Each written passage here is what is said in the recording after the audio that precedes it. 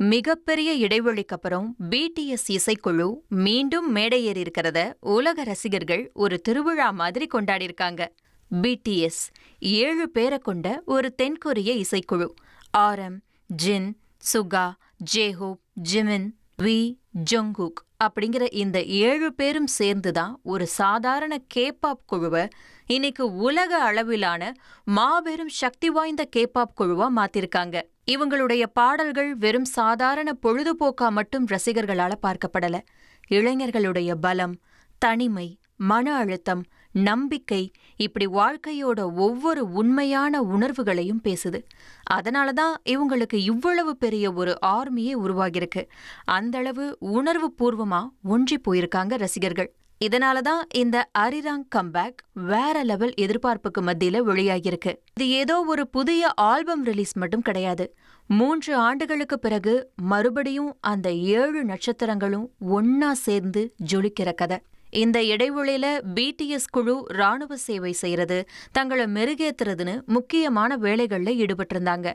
ஆனா அவங்களுடைய ஆர்மி பழைய பிடிஎஸ் பாடல்களை கேட்டுக்கிட்டே அந்த நினைவுகளோட நாட்களை கடத்திக்கிட்டு இருந்தாங்க. இது அவங்க ஆர்மிக்கு ஒரு ஏக்கம் நிறைந்த காத்திருப்பாதான் இருந்துச்சு. இப்ப கம்பேக் கொடுத்திருக்க பிடிஎஸோட ஆரிராங் அப்படிங்கிற பேரே ஒருவித இனிமையான உணர்வை தருது. ஆரிராங் அப்படிங்கிறது ஒரு பழமையான கொரிய நாட்டுப்புற பாடல். கொரியர்களோட அங்கீகரிக்கப்படாத தேசிய கீதம் தான் இது அப்படின்னு கூட சொல்லுவாங்க. இதுக்கு பல வெர்ஷன் இருக்கு.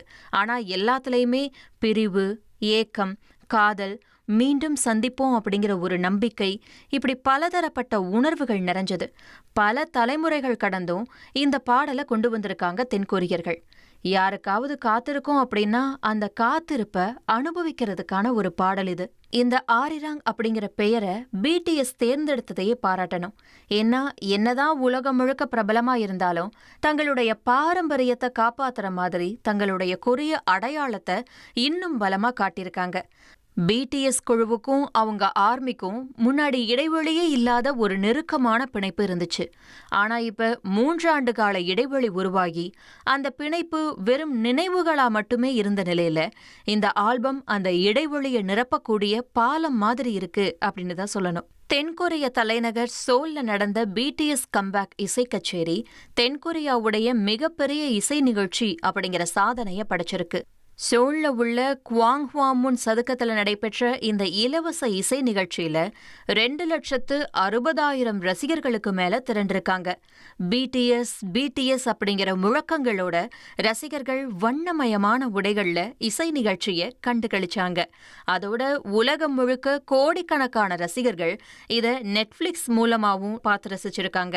ஆரிராங் வெளியான முதல் நாள்லயே சுமார் 40 லட்சம் பிரதிகள் விற்று ஸ்பாட்டிஃபைல 50 லட்சம் முன்பதிவுகளோட சாதனை படைச்சது.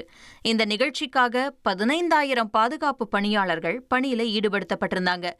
ஏப்ரல் 9ஆம் தேதி தென்கொரியாவில் தொடங்கக்கூடிய பிடிஎஸ் உலக சுற்றுப்பயணம் 23 நாடுகள்ல 82 நிகழ்ச்சிகளை உள்ளடக்கியதா இருக்கும்.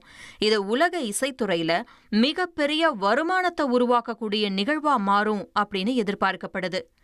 ஆரிராங் அப்படிங்கிறது வெறும் இசை ஆல்பம் மட்டும் கிடையாது. அவங்க ஆர்மியை பொறுத்த வரைக்கும் இது ஒரு ஆத்மார்த்தமான உணர்வு. 1,27,00,000 மனங்களை வென்ற தந்தி டிவி யூடியூப் சேனல். தவிர்க்க முடியாத தம்ப்நெயில்ஸ், கலக்கலான கான்டென்ட்ஸ். நீங்களும் இந்த குடும்பத்தில் இணைய இப்பவே சப்ஸ்கிரைப் பண்ணுங்க. அசுரபலம் கொண்ட எங்கள் டிஜிட்டல் கரங்களில் உங்கள் விளம்பரங்களை சேர்க்க வாட்ஸ்அப் பண்ணுங்க. 8939888838. Email advtthanditv@dttv.in.